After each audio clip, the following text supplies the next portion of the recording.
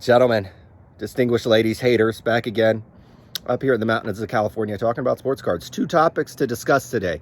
One, Jeff Wilson, the sports card investor, did a video either yesterday or the day before. We talked about writing $100,000 checks to some people in the sports card industries for a piece of their sports card company. I'll talk about that and whether I think that's a good investment or not. Second topic, I've seen some videos from sports card influencers referring to the era that we're in as the Junk Slab Era. Okay, I want to tell you something.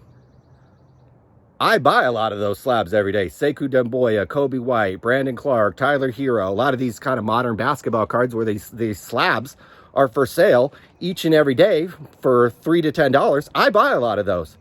So while you have hobby influencers, a lot of times who just want to be positive about everything, but calling the hobby and the cards junk, when you have people calling things junk and basically throwing these things aside, that's where there's great opportunity. I've made literally hundreds of thousands of dollars selling preseason NFL football tickets. Rewind that if you need to hear that again. So there's a huge opportunity to me when people start calling things junk, like preseason football tickets or junk, quote, slabs, to buy these things, turn these things over for a profit, because there's I don't care how bad the player is or if he's out of the league. There's a floor to a PSA 9. There's a floor to a PSA 10. There's a floor to a PSA 8 card. There's literally a floor to that. You know, they're not worth zero.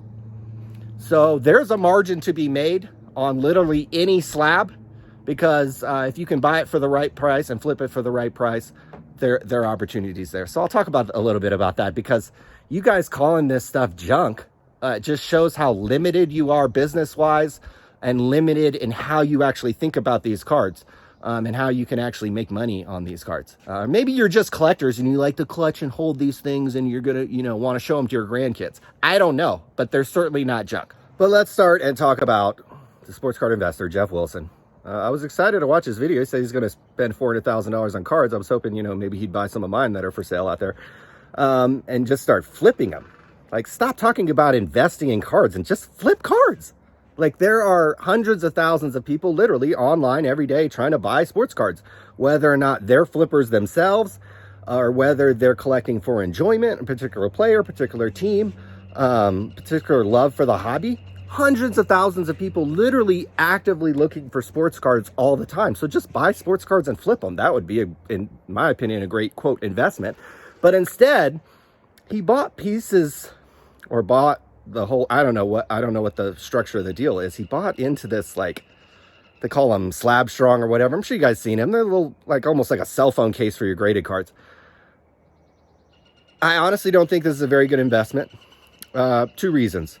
It kind of reminds me of like the cell phone accessory business. And if you look into the companies that make like your cell phone cases, it's actually a really tricky business, because what happens if PSA decides to minorly tweak their holder and they change the size or a little bit, and now the old Slab Strongs don't fit on the new PSA holders? You think PSA is going to give Slab Strong or whatever his name is a heads up, and Jeff a heads up? No, because they don't work together. PSA doesn't have a piece of this business. So any kind of change to the holder or the way PSA does things with their holder, you're now going to have to come up with a new mold and be late to the party on these things, and I just hate it.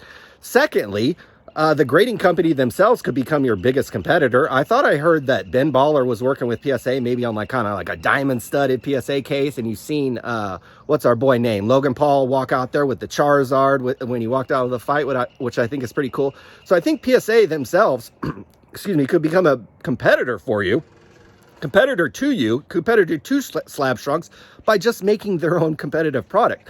And when the card's graded, you could just add on a little colored thing. So I don't like this business because it's not proprietary. You're just essentially like kind of making a cell phone case for an Apple or a Google phone that you don't own and that you don't design. And that any moment these guys, or actually presumably anybody else, could squash you. Ultra Pro, somebody else could come along in this space and make something similar, cheaper, better. So I don't like it as a business. I don't know where these things are made. Are they made in China? Are they made in the US? What's the cost? What's the profit margin? We don't know these things. So maybe it could be a good business. I don't know. Again, you've seen the decline in slabs. We'll talk a little bit about the Junk Slab Era. You've seen the decline in slabs. So you're buying kind of the slab accessory business when slabs are on a decline.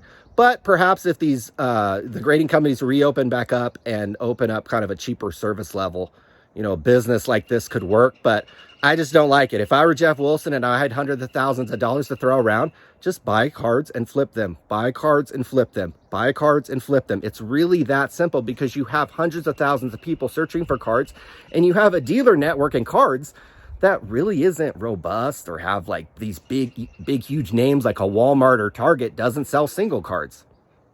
Amazon doesn't sell single cards. So, there's a lot of opportunities to sell cards of all price points, from 10 cents all the way up to $10,000. There are opportunities, and, spending hundreds of thousands of dollars on essentially a cell phone accessory business, I don't like it. Last thing, stop listening to these guys who are calling this era of card the junk slab era. This is the era of opportunity. If people are willing to sell slabs that they, paid good money to get graded for $2 to $5 to $6 to $10, there's an opportunity to buy those cards and flip them. And a lot of times not even touch them yourselves. I use Check Out My Cards a lot. I've been using Alt a lot. And so I buy hundreds of graded cards per week on eBay. Don't ever even send them to my house. Don't ever pay sales tax on them, and send them to somebody else and let them list them. And I put a price on them and sell them for a margin. And maybe I'll come back, when I throw enough money at it and feel like, it's something to show. I'll do a video about it. But like I said, stop calling this stuff junk. People call preseason NFL football junk. And again, I've made literally hundreds of thousands of dollars in the first 2-3 weeks of the NFL preseason selling tickets that people essentially give away. And I think you can start doing that almost with sports cards. People are giving away a lot of these, not giving away, but pricing these slabs to just get rid of them, to just recoup some of their costs so that they can pay their bill at PSA or get their wife off their back. And there's an opportunity to buy these things. Again, the dealer network is not very strong in cards. There's not these big, huge corporate dealers who can undercut you at the whim. And even you look at some of these population reports on some of these cards, yeah, there's a few thousand, but there are a lot of people who collect sports cards. And at the right price, these things aren't junk. There's money to be made.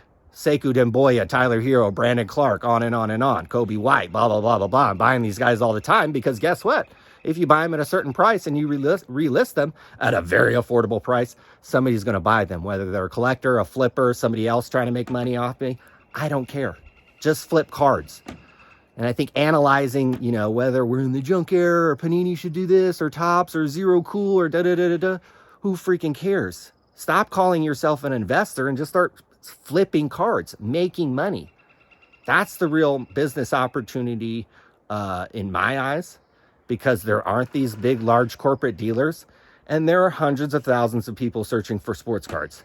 And if the belief is that, cards have gone on a real nice 2-3 year run here, but if the belief is that we're going to see a resurgence here in the next couple years, you're going to see like another bounce, I'd want to have thousands of cards for sale.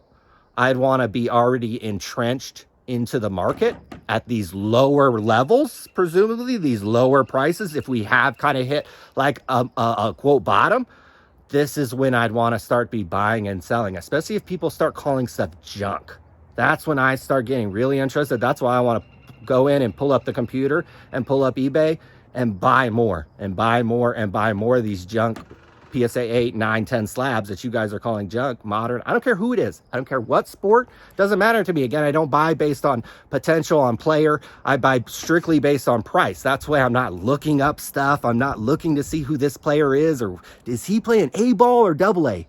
I don't care. Is the slab $5 or $8? And that'll make my decision whether or not I buy it or not. So, again, that may sound weird to you guys because I haven't heard a lot of people talk about that this is the way they buy and sell sports cards, just strictly based on price, not based on anything. I don't care about F1. I don't care about Marvel. I don't care about the hot trends. I'm literally just buying based on price because I don't really have to look up anything because I have enough experience with sports cards that I kind of know what a modern player PSA 9 should cost. I know what a 10 should cost. I know what an 8. And these are things you guys probably know too, probably know way better than I do.